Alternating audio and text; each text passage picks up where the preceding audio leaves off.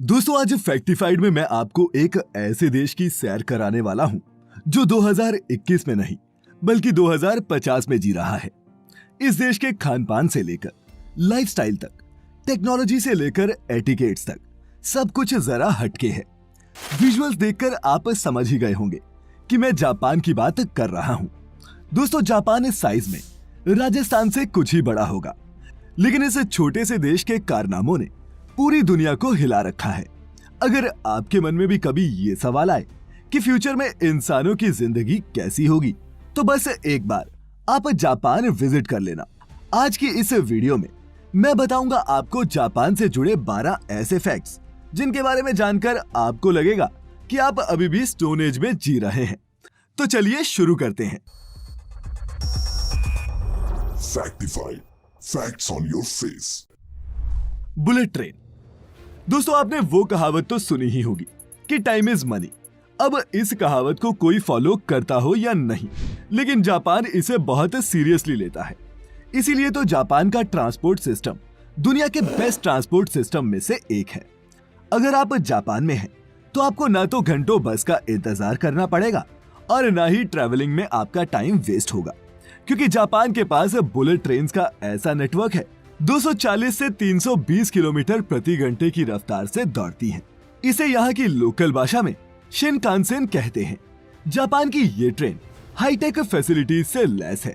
अब इस ट्रेन की सीटिंग को ही देख लीजिए। इन चेयर्स को आप आराम से मूव कर सकते हैं।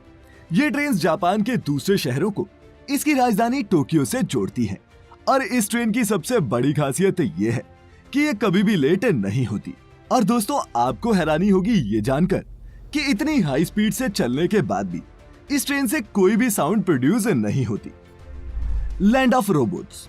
दोस्तों फ्यूचर पर बेस्ड फिल्मों में अक्सर आपने देखा होगा कि किस तरह आने वाले टाइम में रोबोट्स इंसानों की जगह होटल, रेस्टोरेंट्स और फैक्ट्रियों में काम करते नजर आएंगे। लेकिन जापान के लिए ये कोई फ्यूचर नहीं है बल्कि प्रेजेंट है, क्योंकि जापान के ज्यादातर सेक्टर्स में अब रोबोट इंसानों की जगह काम करने लगे हैं।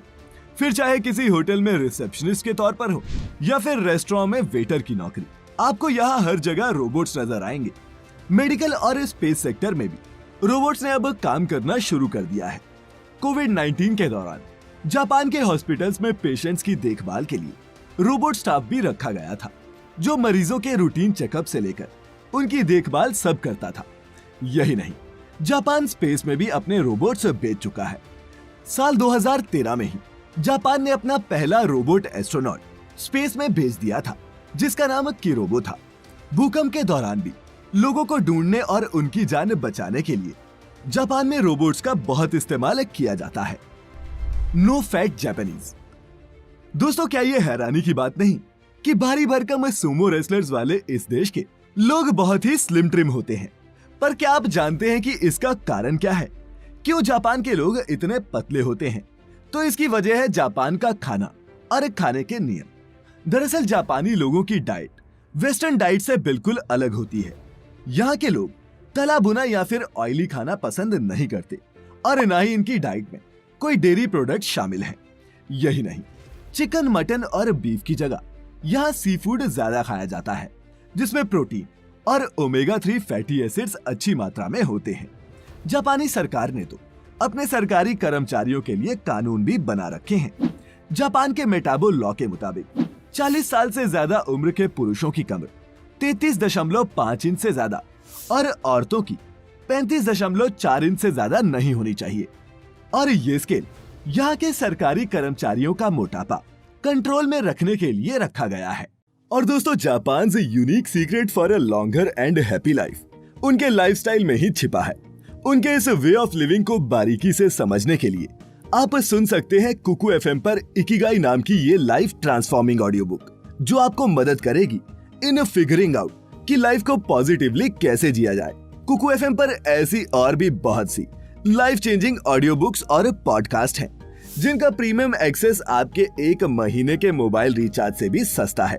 लेकिन फिर भी अगर आप हमारा कूपन कोड इस्तेमाल करके कुकू एफएम का प्रीमियम सब्सक्रिप्शन लेते हैं, तो आपको 20% का सीधा डिस्काउंट मिल जाएगा।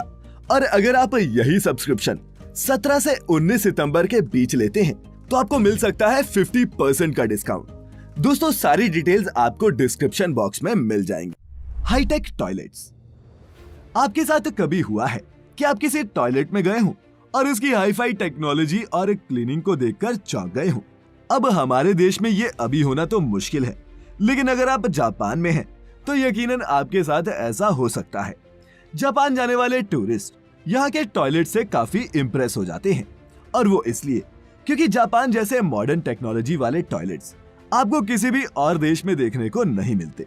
इन टॉयलेट्स में क्लीनिंग फैसिलिटी के साथ साथ seat heater, blood pressure, weight और यूरिन चेकर फैसिलिटी तक मौजूद होती है। इसके अलावा जापानी महिलाएं काफी शर्मीली होती हैं, जो फ्लश साउंड को कवर करते हैं। इसीलिए वुमेन टॉयलेट्स में नॉइज डिवाइसेस लगे होते हैं जो फ्लश साउंड्स को कवर करने का काम करते हैं। Automatic bicycle parking. दोस्तों जापान में जितने लोग नहीं हैं, उससे कहीं ज्यादा साइकिल्स हैं, और एक एस्टिमेट के मुताबिक यहाँ 8 करोड़ से भी ज्यादा साइकिल्स हैं। अब इतनी साइकिल्स हैं तो उन्हें पार्क करने के लिए जगह भी तो चाहिए ना। इसका भी यहाँ बड़ा ही हाईटेक सॉल्यूशन है। यह है जापान की ऑटोमेटिक अंडरग्राउंड पार्किंग। यहाँ साइकिल पार्क करने के लिए लोग मैग्नेटिक कार्ड्स का इस्तेमाल करते हैं। कोड स्कैन होने के बाद ऑटोमेटिक लिफ्ट साइकिल को अपने आप पार्किंग एरिया में ले जाती है और उसे खाली स्पेस में पार्क कर देती है।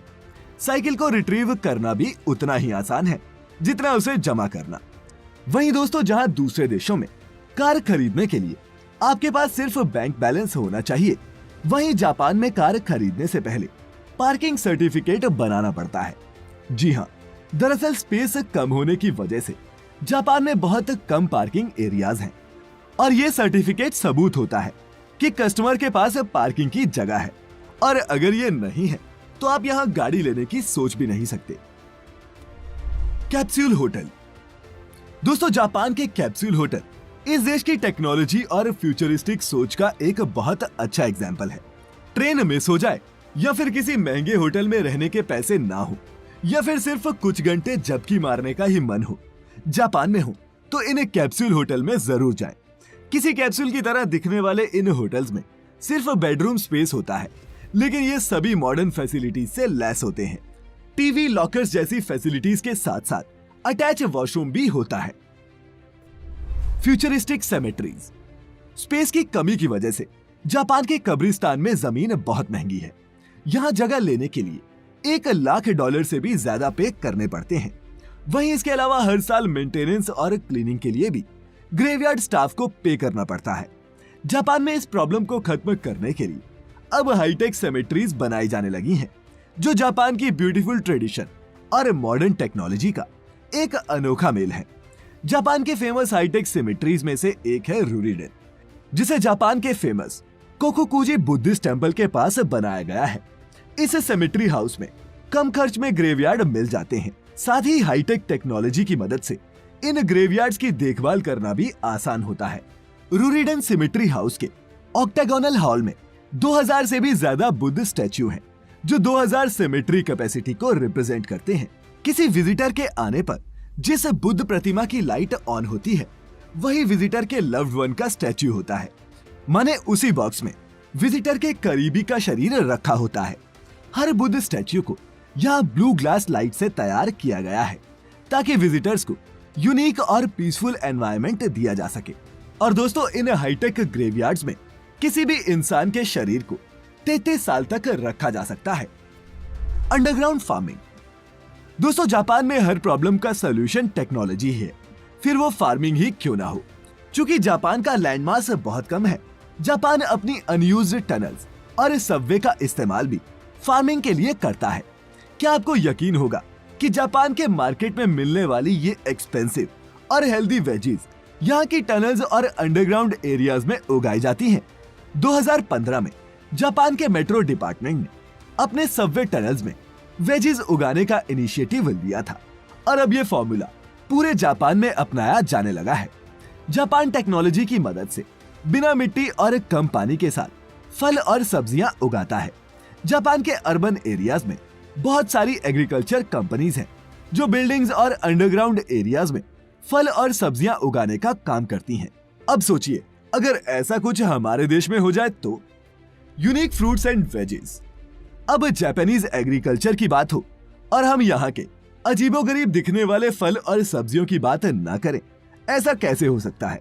जापान के क्यूब शेप्ड वाटरमेलन्स तो आपने भी देखे होंगे, लेकिन क्या आप जानते हैं कि जापानी इन क्यूब शेप वाटरमेलन्स को कैसे उगाते हैं? अगर आपको लगता है कि इसके लिए ये जापानी कोई केमिकल फार्मूले का इस्तेमाल करते हैं, तो आप दोस्तों गलत हैं।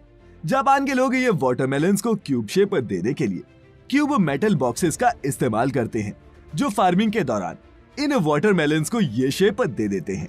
इस फॉर्मूले को 1978 में जापान के एक ग्राफिक डिजाइनर टोमोयुकी ओनो ने इन्वेंट किया था और अब इस फॉर्मूले के दम पर यहाँ के फार्मर क्यूबिक शेप वाटरमेलन्स को रेगुलर वाटरमेलन से 3 से 4 गुना ज्यादा दामों पर बेचा जाता है। Digital girlfriends.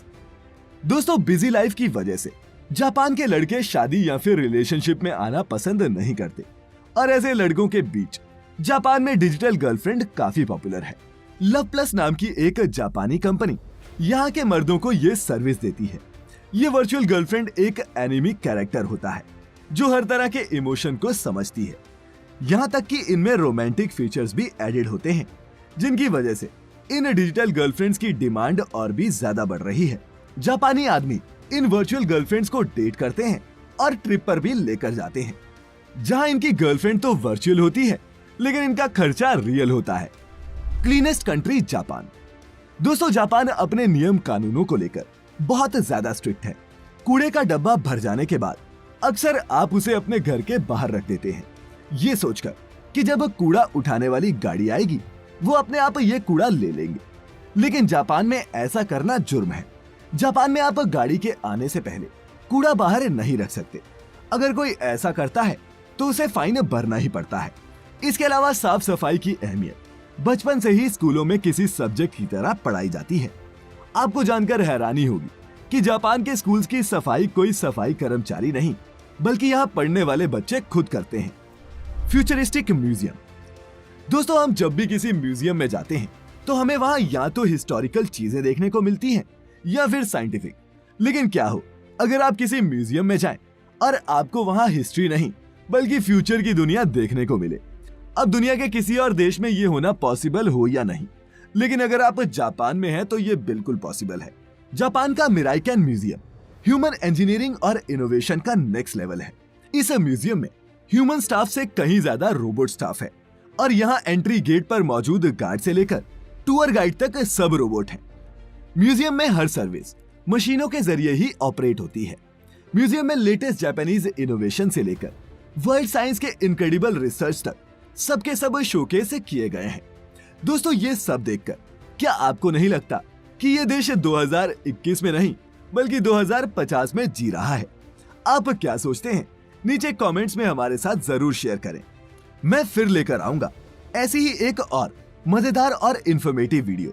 तब तक खुश रहें, अपना अपने चाहने वालों का ख्याल रखें और वीडियो पूरी देखने के लिए आपका बहुत बहुत शुक्रिया।